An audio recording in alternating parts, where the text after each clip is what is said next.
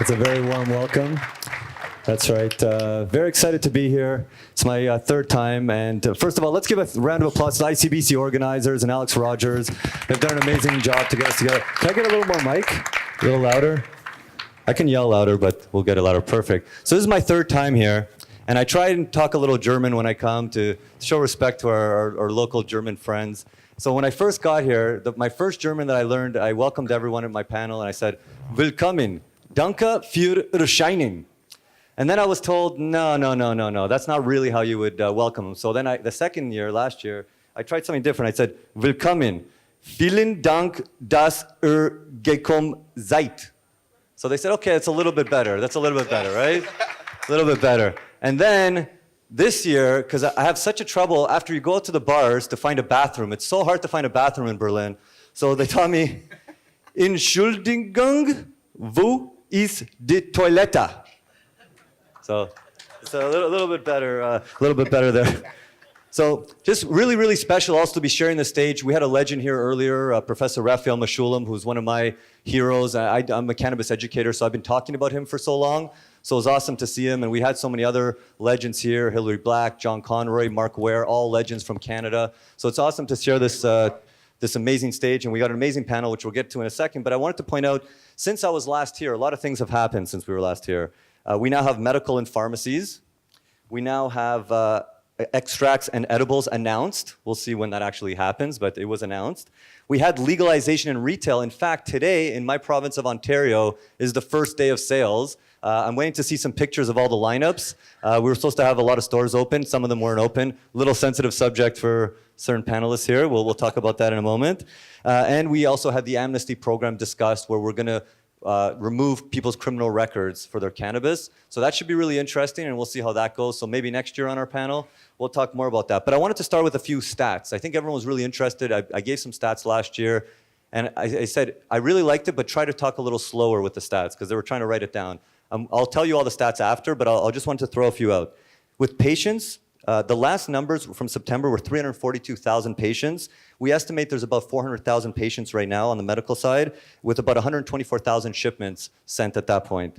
When it comes to how many doctors and healthcare practitioners, when I got in the industry in 2013, there was about 40 or so doctors prescribing.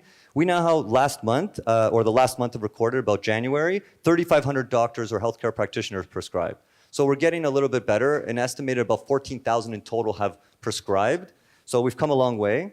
Also, on the medical side, products from January 9th, 2019, we had about 7,000 kilograms of dried cannabis sold in that month, which is a little bit down, which I have some theories on, but we can talk about it later, and about 7,800 liters of oil, which is an increase of 48%. So we see a lot of uptick in oil on the medical cannabis side, and dry flower is being kind of looked at now on the retail and rec side, so possibly some people are putting it aside for that.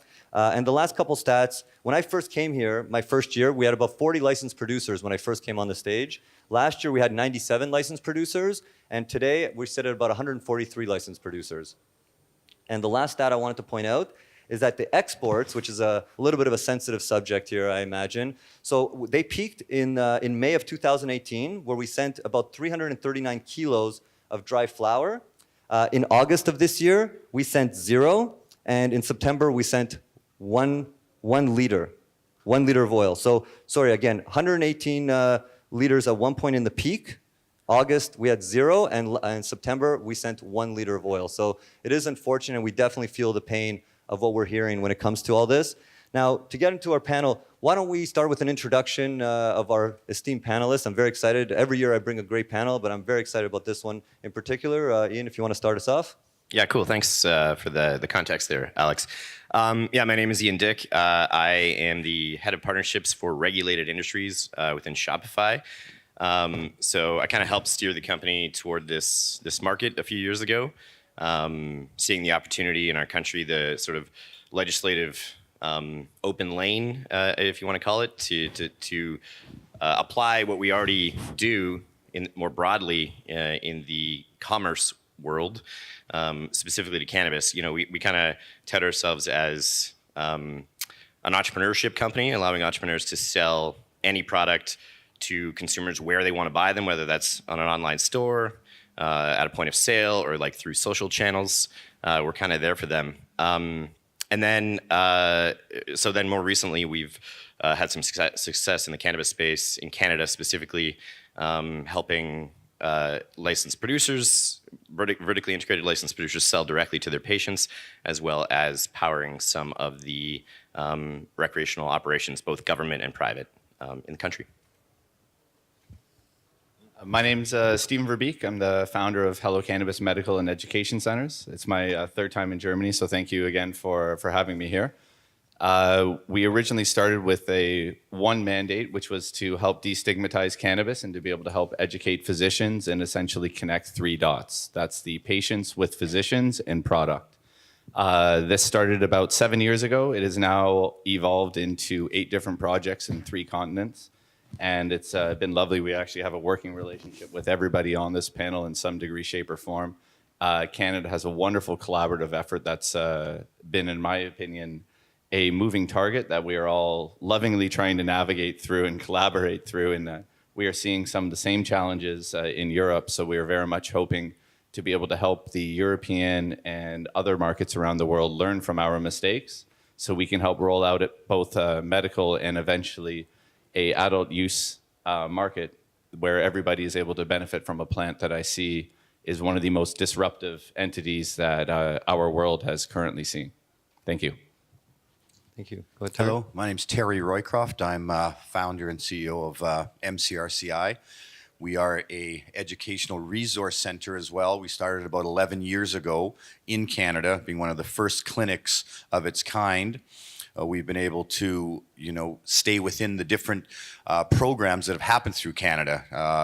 We've had 3 different programs. We've navigated them all to the current ACMPR. We train physicians, educate patients, and are currently looking again internationally here to bring some of the SOPs and some of the knowledge that we've had to some of the countries over here that have not had a chance to get education and are just rolling into the medical regime right now. So when we started, there was one supplier, there was one clinic, and we've seen it now grow to, as Alex was saying through the other stats here, 145 LPs, numerous doctors and clinics using the same type of model and supporting patients across the country. We do telemedicine as well as walk-in clinics so that we can support patients that cannot make it to clinics and patients that want to continue with a face-to-face interview or appointment with doctors.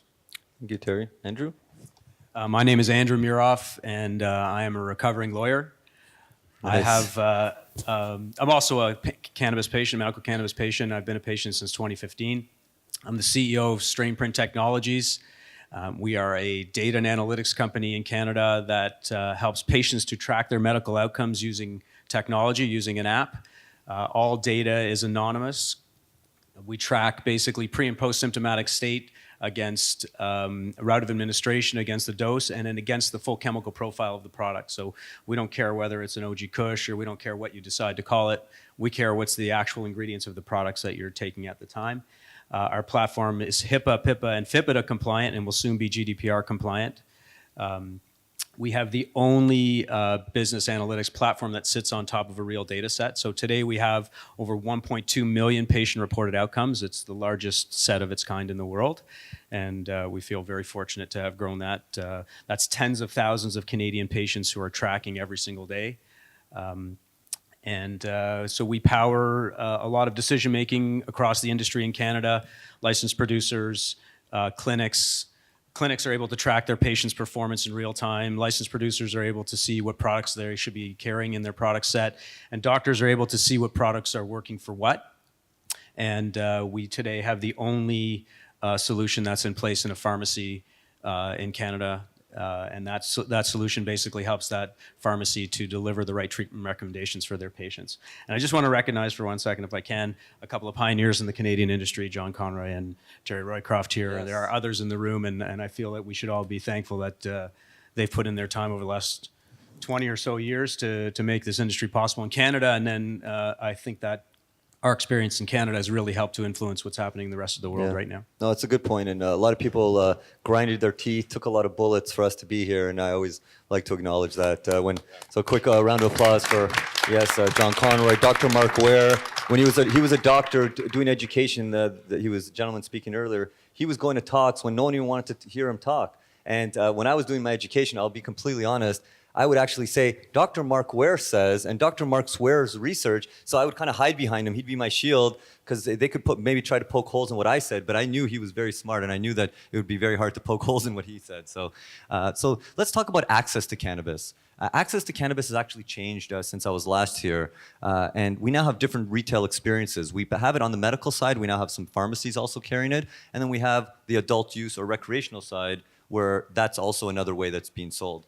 So, and every province has their own rules, which is very frustrating, but at the same time, I feel like Germany can appreciate this because there's also different provinces with different rules. So if we can just talk about the different retail experience and how medical versus rec looks like in Canada, and if someone wants to start us off to kind of give their thoughts on it. Want to start it off? So Hello Cannabis is actually very fortunate to be involved on both sides of this. As I stated before, our original mandate was to be able to help connect the three dots of physicians, patients, and product. It has evolved where we were fortunate enough to partner with one of the 25 lottery winners to open up one of the first retail stores in the province of Ontario. So our original mandate was to try and truly differentiate between medical and recreational, because it's quite interesting when it's the same plant and often the same product that straddles both of those sides. I am a medical user, and I will candidly say that there are times where I use it recreationally as well. And I don't pretend that I'm actually medicating. The analogy that I say is no doctor is ever going to tell somebody that is suffering from pain to go buy a brown bag of heroin and put it in a needle and shoot up. Now, I'm not saying that you are not extracting medicine from that. Just like when you are rolling up a rolled joint, which is a dried flower in a bleached sheet of white paper with glue, something else that I don't think many doctors would like somebody to medicate with. I'm not denouncing that you are extracting medicine from that, but there's a reason why over 90% of the patients with Hello Cannabis are using sublingual oils. So I do believe that we need to have a separation between medical and recreation. And when you are able to do that, you're able to facilitate all of the different medical and adult use users, and you're able to start differentiating between different product selection. Great point. Ian, you have a thought? Yeah, I mean, those are all fantastic points, and I fully agree. As far as Shopify is concerned, in terms of like the software that's involved or the solution that's involved, the two experiences, we're trying to like make them somewhat similar. And what I mean by that is when you're looking at the customer journey, the patient journey through an online buying experience, what we're trying to do is tailor it to what the LP is trying to do is tailor it to the patient as much as they can, so that the products that they see and the amounts that they can purchase are conducive to their prescription information. And it's a very personalized buying experience. And I think recreational cannabis wants to achieve that same thing. They want to educate the consumer and to have these personalized experiences, because we were talking about this backstage, but the level of understanding of the product still has so far to go, so that people understand what dosage and what potency is going to work best for them. And so, I really, it's really exciting. It's an exciting time right now because I think there's a lot of innovation happening in that space. You look, not to put them on blast, but Drew over there is with Strainprint is effectively trying to do that, try to unlock the secrets of this plant and allow people to understand how it affects their body, and what's good for them and what's potentially bad for them. There's other people trying to do this as well. For Shopify's part, we want to kind of be this central hub that these technologies can build into to then be like layered into the commerce experience, and overall just like lift up the industry through education.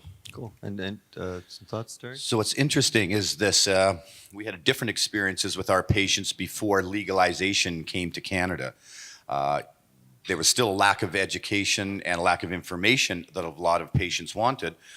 But when it became legal, we saw an increase in people coming to see us. We thought it was going to be the opposite at first, but what happened is a lot of these people felt more empowered to go and try cannabis once it became legal. Even though the program was in place for the previous 18 years, people still weren't aware that there was this access to it. And we're talking a lot about seniors now, so we've seen a huge influx in patients coming medical. They've gone to the recreational stores, and by law, they're not allowed to give any medical information or even relate a certain strain to a specific illness. And that's where a lot of people have been turned around and are now coming back to the medical side so they can actually get that information. And we've seen quite an increase in that. And usually it's the seniors market. It's the fastest growing segment that we've seen now. And when they walk into a recreational store, ask for information, they are now being directed either out the door because they can't give them information, or we're working with some of these groups putting this together so that they can direct them to a medical clinic to get more information on it. So it is very interesting that amount of increase in patient flow once we were legal. It was very interesting. We thought it was going to be the opposite. Yeah. We saw the same experience after the program was announced, or after the program launched in October. We saw an increase in what we're calling elder care. So it's basically Us as well. Yeah, so an older demographic who's more open to using cannabis and across the board are interested in getting off of polypharma. You know, that's the concept of having multiple medications for the same symptom, one to offset the other. So we're seeing a lot of that on our side too.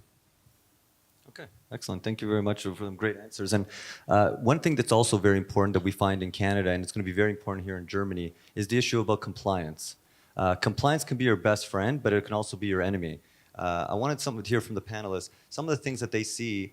What are the good things about being in a heavily regulated market? And what are some things that can potentially hurt in a heavily regulated market? An important thing to note is you can be as compliant as you want, but your partners that you work with also have to be in compliance. So just some thoughts about some pros and cons about being compliant and the importance of making sure that your partner is compliant, because anything they do actually hurts you as well. Andrew, if you want to start us off. So we're working with some of the largest both government and private entities in Canada on driving what we call transparency and standardization for products. Right now, we don't actually have consistency among the licensed producers on what they label in their products and what they share with respect to expanded cannabinoids and terpenes. So it's very important that we understand that patients want to know what's in their products, doctors want to know what are in those products, and that's now going to be driven from the top levels down, where the pharmacies are saying, we need to know what's in these products or we're not going to recommend them. And Health Canada, which is the governing board that actually decides what gets bought and sold and who's licensed, they also would like to see that, they would like to see the industry regulate themselves, but that's not happening right now. So there will be a little bit of a push from industry to drive that and government to drive that down. And what we see from our perspective is when we're working with LPs and any of the other peripheral groups that we work with is sometimes that lack of consistency. So for instance, we are working with patients, we recommend a certain strain, the physician does, our aftercare specialists help them go to that location or that particular LP, but if that LP has some kind of a recall or they've got mold and mildew or something's happened to that product, that directly affects the companies underneath it. So as we're working in conjunction with them, something like that would really affect it. Our reputations as well, we make recommendations to a certain group and they've got inferior product, and that is where, you know, working in a partnership, everyone has to be on point. And if one of that pieces of the chain is broken, well, that creates an issue for the whole chain, the supply, the patients, the doctors, everyone gets impacted by that link being broken. And it can happen in any one of the steps of that chain that goes around. The physician could be giving wrong information, there could be wrong product, and so it's really important for all of us groups to work together and have a consistent understanding of what we're supplying and our roles in the that chain, so that everyone gets the medicine they need and it's consistent and it's safe at that point. Absolutely. I have to completely concur with what Terry's saying here. We are basically the front line for patients. So if a patient is upset or unhappy with their product, Hello Cannabis or MCRCI are the people that hear it. So if we recommend a product and that product is not as it's stated, or it runs out. And we've run into many supply issues in Canada. We're the ones that face the brunt of it. And unfortunately, our bottom line in solvency is dependent on that.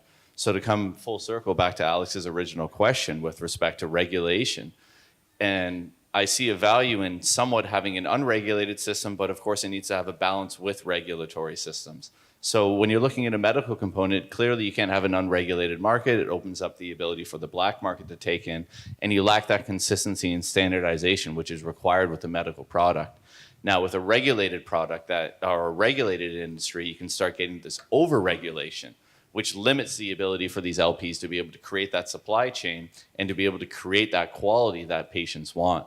So finding that balance between an over-regulated market and an under-regulated market, in my opinion, is one of the pivotal things that the European markets really need to look at. And unfortunately, I don't have the full answer for that. We are navigating through it. It is a moving target, but you need to find a balance where you are able to keep a standardized product that is regulated, where you can confidently have physicians back this product and have companies and clinics like ourselves to be able to support this product while not restricting them from being able to create a supply chain that could break.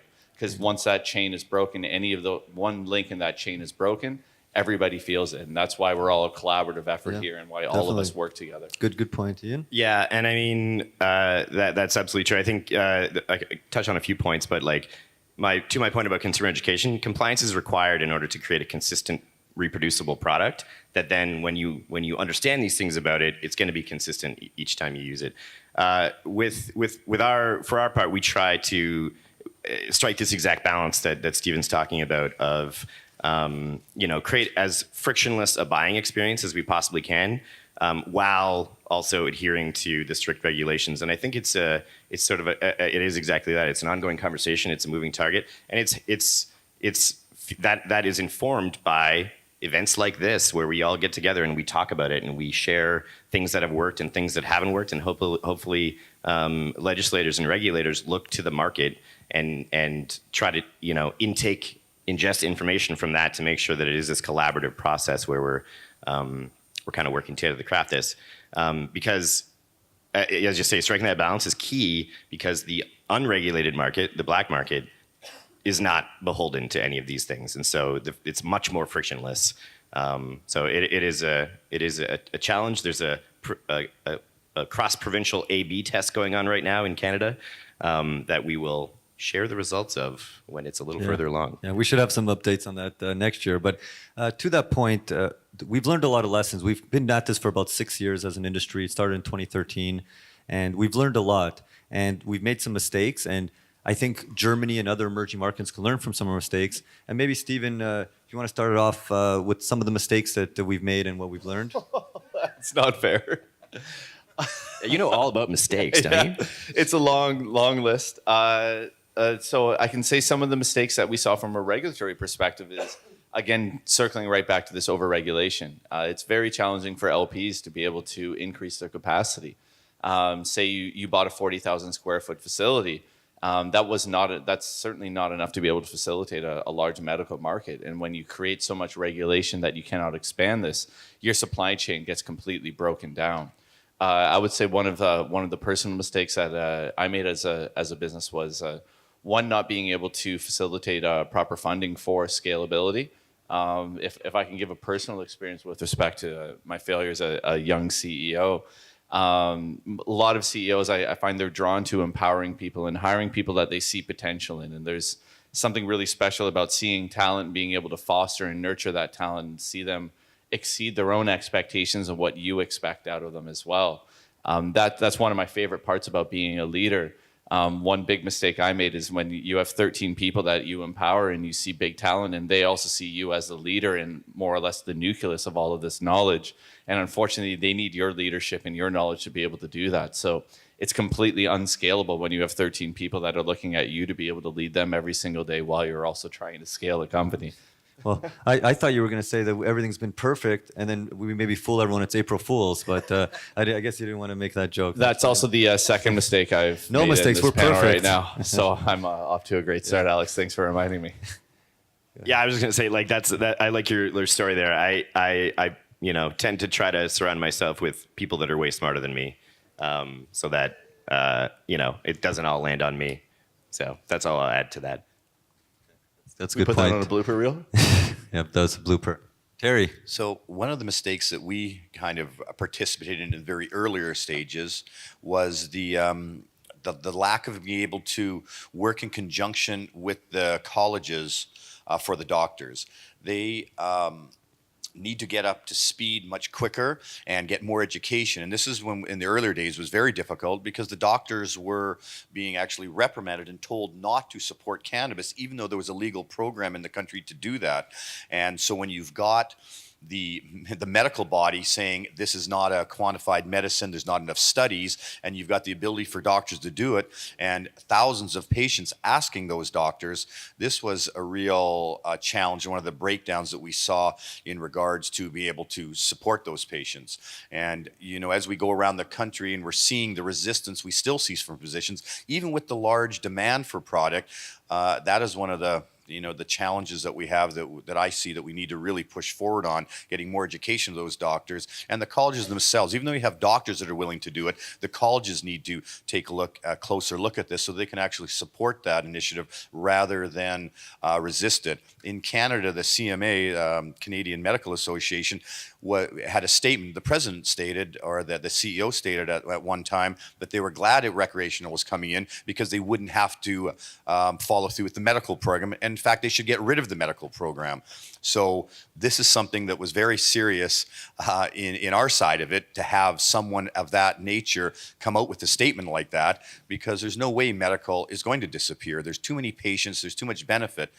And what we see is a direct separation of this industry, the exact same plant being used for two different segments. And a lot of people think when you're growing cannabis, you're growing medical cannabis, you're growing recreational cannabis. That's not the case. It's the same product being processed at the end of that grow period to facilitate either one of those markets. And that's a breakdown in the medical regime that we see. And I think anyone taking lessons from that and from Canada would be looking at that to get the education from the colleges to get on board more so. Right, and education is the magic word. We are going to talk about that in a second, and I'll talk about the CMA in a moment. But Andrew, any thoughts on that question? Yeah, I mean, I have to reiterate what Terry was saying. When the CMA doesn't support the cause, it really puts a damper on the good work that people are doing and the improvements that thousands of patients are seeing on a daily basis. So get your medical associations on side and educated as fast as possible. Yeah. Because you've got to remember, when that comes from a source like that, patients that are hearing that are now maybe reluctant to go down that path when they hear one of the top authorities making those statements. And that's not fair to the patients either when they are put in that position. And we have to remember, in Canada, the program was started not because legislature said, we should legalize this product. It was because the court said it's a fundamental right and freedom to use it as a medicine. And they pushed it to the legislature and said, create a program. And so, we've evolved since then, thankfully, but you can understand why the 80 years of prohibition have left us with a dearth of research. Now, there's a lot of research in the last 10 or 20 years that is really starting to ramp up, and certainly the work of Dr. Meshulam predating that. But if we don't start looking at observational data today, we're going to wait 10 years before the doctors are happy with what's coming out. In the last 20 years in Canada and North America, there were numerous studies done on cannabis, but 96% of those were looking at the negative effects of cannabis. And this is where it's changing now. There's more research being done looking at the positive effects. Yeah. And that was really a kind of deterrent. And what the medical associations look at are studies. And so that was really a challenge and one of the roadblocks as well. All right, good point. Ian, you have one thing to add? Well, these are all great salient points for the medical space. Just for the rec side, in terms of like mistakes or whatever, I think it's really important to look at how quickly as a country we have done this. And it kind of had to be done that way. It had to be done very, very quickly to make sure that the path didn't deviate. And so when you do something like that, you stand up this industry bring this industry into the mainstream or into the light. There's going to be lots of bumps and bruises, and we're not going to get it right exactly. We were joking, like, if we had stood up the rec side of things and everything went swimmingly well and there was not a single problem, I don't know, I would have assumed I was unconscious in some sort of dream state. Yeah, there's no perfection. I mean, No. we're still striving for that. And one thing I wanted to point out that Terry brought up, so Canadian Medical Association, they did come out and say that that they don't actually want a medical system, that they wanted to get rid of it. But I wanted to put a little context to it, and this is an important lesson I think that Germany can learn from. I think what we did at first, so the government went to the doctors, to the Canadian Medical Association, they said, we're going to consult with you on this program. We're thinking of having you do the medical authorizations. So they said, great, let's have this conversation. And apparently the way I was told in speaking with them is they said they woke up one day and they were told that this is what's happening. And they said, hey, what happened to all our consultation? So there's a lot of politics involved and there's a lot of bitterness there. And if a lesson that could be learned is try and involve the medical community right from the start. Like we had to set up this like alternative medical community of selling directly to patients and opening up separate clinics because doctors weren't prescribing. So if there's a lesson to be learned there, it's try and include the community and try to work through the community rather than try to avoid them, because by avoiding them, you get other problems. And I remember going to conferences in 2013 when I started, and our Minister of Health, Rona Ambrose, she would say, like, cannabis is not an approved medicine. Cannabis is not good for anything. And then I would be at a conference, a medical conference, the next day amongst like pharmaceutical companies, and people would walk by and be like, didn't I just hear you're not even a real medicine? What are you doing here?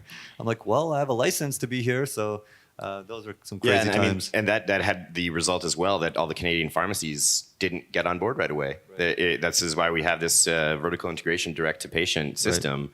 Now they're getting on board. Right, and full circle, we do have pharmacists on board. The largest pharmacy chain in Canada, Shoppers Drug Mart, is also now on board. So we expect a lot more to come through. And a key thing that every year I come, and it's a key thing, and I really want to touch on it again, is education. Can't stress enough. Everyone's so obsessed with like marketing and promotion.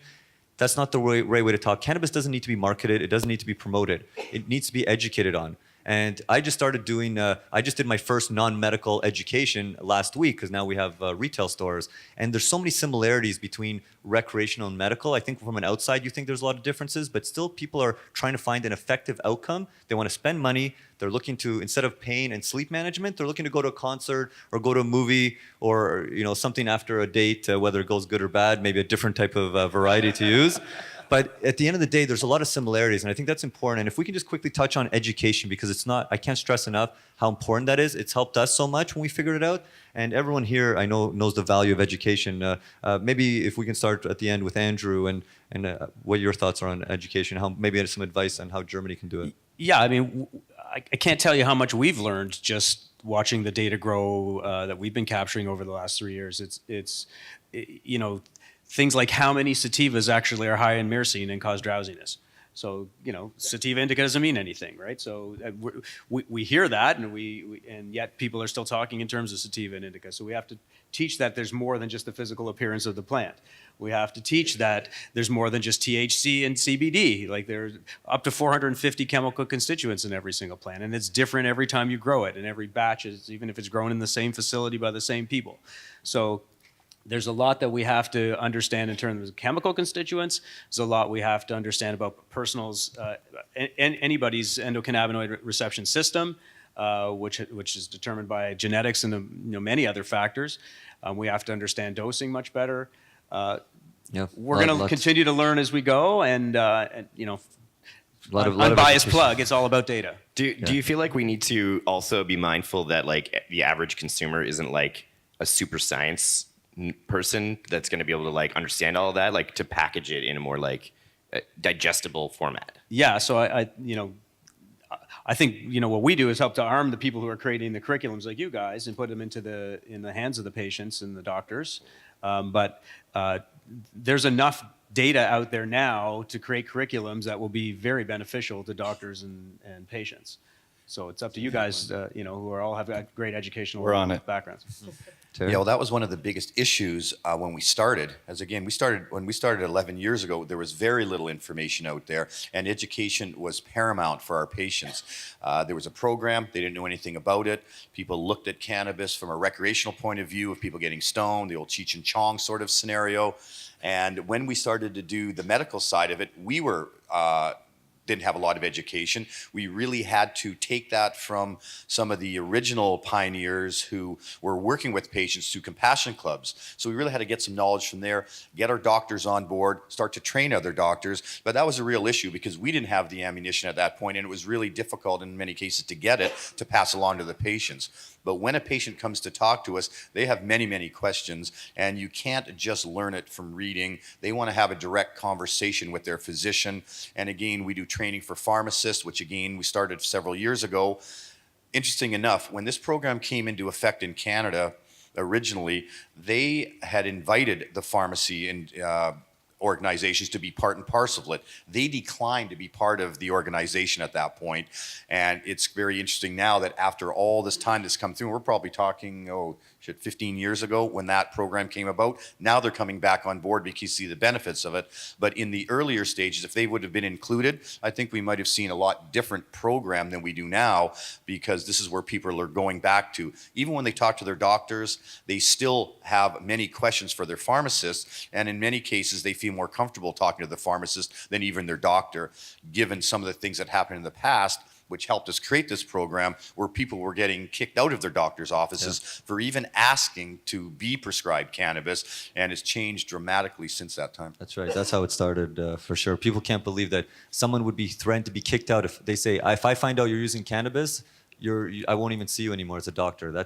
People just cannot understand that that's what was going on. Hopefully that never happens here. Steve, some thoughts? Oh, my orthopedic surgeon actually said the exact same thing, and he is now somebody that is referring patients to Hello Cannabis, and that transition happened over the course of 7 years. So it does require quite a lot of patience.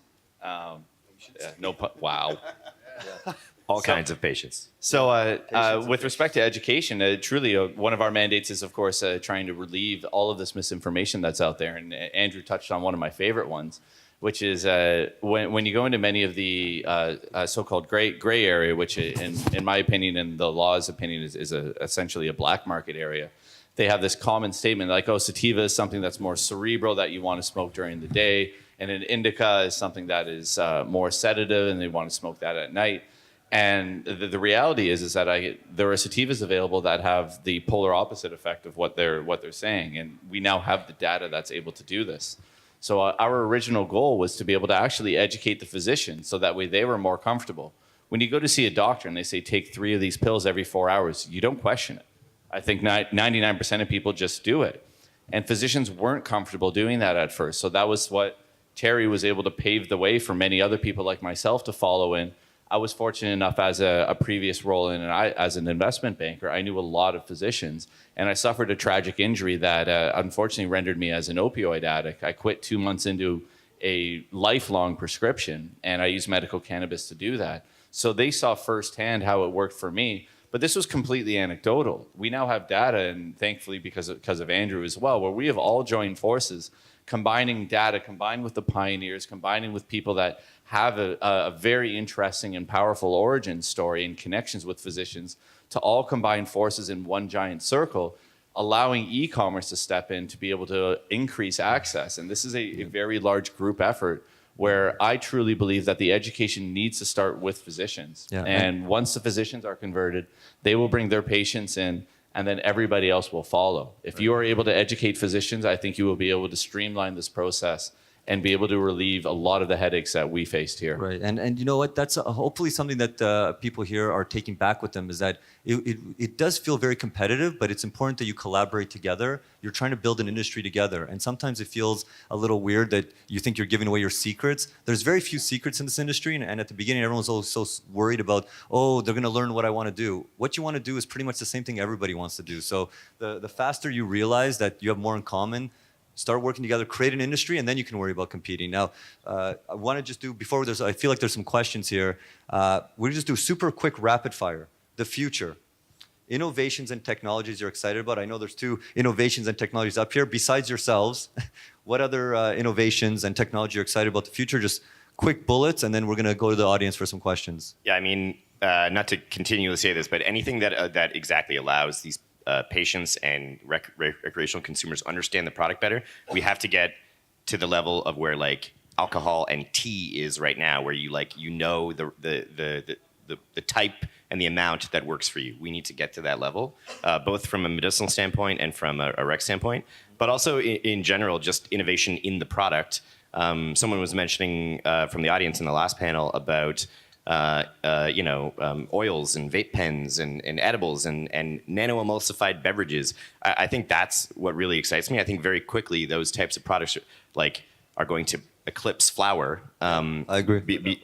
Yeah, and especially beverages. We are socialized to drink and be merry with our friends, and once you can do that in a way that isn't so calorically overwhelming, you can some really cool stuff happens. So Cool. Steve, quick take. With respect to innovations, I'm very much looking forward to regulated, standardized forms of different product delivery systems. We're starting to look at nasal inhalers, topicals that actually penetrate through the epidermis. Even we're seeing things with elderly patients and pediatric patients where suppositories that bypass the liver are being used. And there are many different ways to administer this product. And when we look at the medical delivery systems, I think the innovative products that are there are going to be able to help a lot of people and avoid a lot of pain and suffering that unfortunately has ironically been induced by the pharmaceutical industry that is using, in my opinion, and I believe many others, far more harmful substances, administers in far more painful and inappropriate ways. And suppositories, although very popular in hospice and palliative care, not popular at parties. So it's not happening at the recreational world. Maybe not the parties you go to, Right. Alex. Not in any of the parties I go to. I hear in Berlin it might be a party. Yeah. I won't mention that club. But anyways, Terry? Okay, I won't. But Just a quick So what bullet we to see- quick innovation. yeah, so some of the innovations we're going to see here, very simply, we're going to see a separation of the medical market and the recreational market.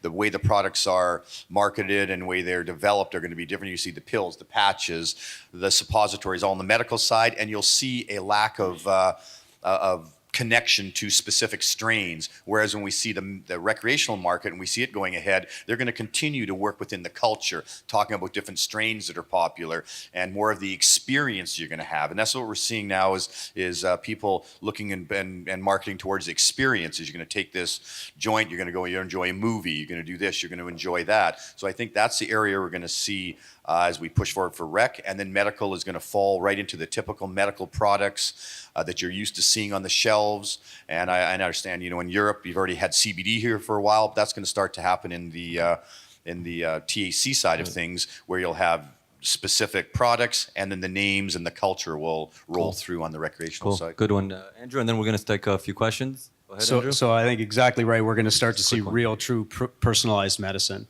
So we're going to see formulated full spectrum products that will be in whatever route of administration or whatever recreational form. And that will be true personalized forms. Okay, cool. And just a quick one to add, different cannabinoids and terpenes are going to be important. You're going to start seeing a lot of devices like a vape pen of just maybe terpenes. There's a guy, you should go visit him over there, that has it. And there's all kinds of different future technologies relating to which cannabinoids and terpenes will do different things in research. Questions from the audience? All right, yes. Thanks. Let's hear it for the panel one time. I think we have time for one, Thank you. maybe two questions. Here we go. Give Hold the us at mic. least two questions. Hi guys, it's Andy Solkana, New Frontier Data. I was just wondering, what is the physician-patient privacy model in Canada as regards sharing, the experience of a patient? Ooh, yeah, that's a tough one. Yeah, I mean, it's, as you would expect, the highest level of privacy regulation around. So anything that has to do with a medical record has to be dealt with in absolute privacy. I don't know how else to answer it. It's about as tough as any other market. It's higher than, we call it military grade. Yeah, and there's a challenge right now where a lot of people are collecting data, and if you don't have the patient's authority to do the data, like in a Strainprint, they get the data from the patient, but some other people, they collect the data from the EMR and from the doctors, but the patient never actually gave them access. So there's some interesting technology with using AI to answer questions and do that, where no one's actually collecting the data, it's all very anonymous. So that could be something very interesting. But yeah, we have very high regulations, and if you want to quickly touch on it. Yeah, for Shopify, we actually stood up a Canadian-hosted version of our product. There's actually a really cool blog post that our production engineering team put out. You can go check out.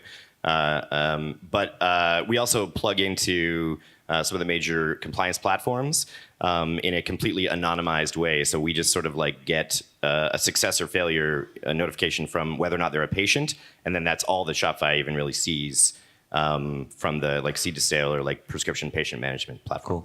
Cool. Time for one more. You got the last question for us. Hey, thanks a lot for taking my question. Quick one.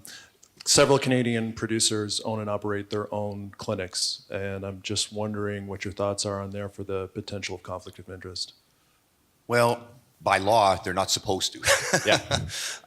They have done it. They try and separate themselves. It is a little conflict of interest in that if you own that clinic, obviously you want to direct them to your clinic to supply the products. So as I said, by law, they're not supposed to be doing that. They found end arounds. We feel that the patient should have a much wider variety and much wider choice that they have. And through our clinics, we work with all the main LPs as well, and any patient can choose the location or the LP that he wants to go through, and we help them with making those choices as well. But LP owning its own clinic, it's difficult for the patient sometimes to get a wide variety of choice. It's a very common question we get. I mean, does Guinness own their own bar? That's a common thing I get. I don't know, Steve, last comment, and then we got to go. Any last comments? Absolutely. You have Just to a quick maintain one. objectivity, especially if you're actually caring about a patient. You need to be able to direct them to exactly what is in the best interest of the patient while maintaining compliance. If you own an LP, that clearly is a massive conflict of interest, and we very much disagree with that model. All right. And Awesome. I just say And we're around contrast for that any to the U.S. experience where they're all vertically integrated, right? Yeah. So it's a different lens in Canada. The lens in Canada is public safety. The lens in the U.S. is commercial. So And we're around for more questions. If you have any other questions, and hopefully we'll be back next year to talk more about the Fantastic. Let's hear it once again for Alex and the rest of the panel.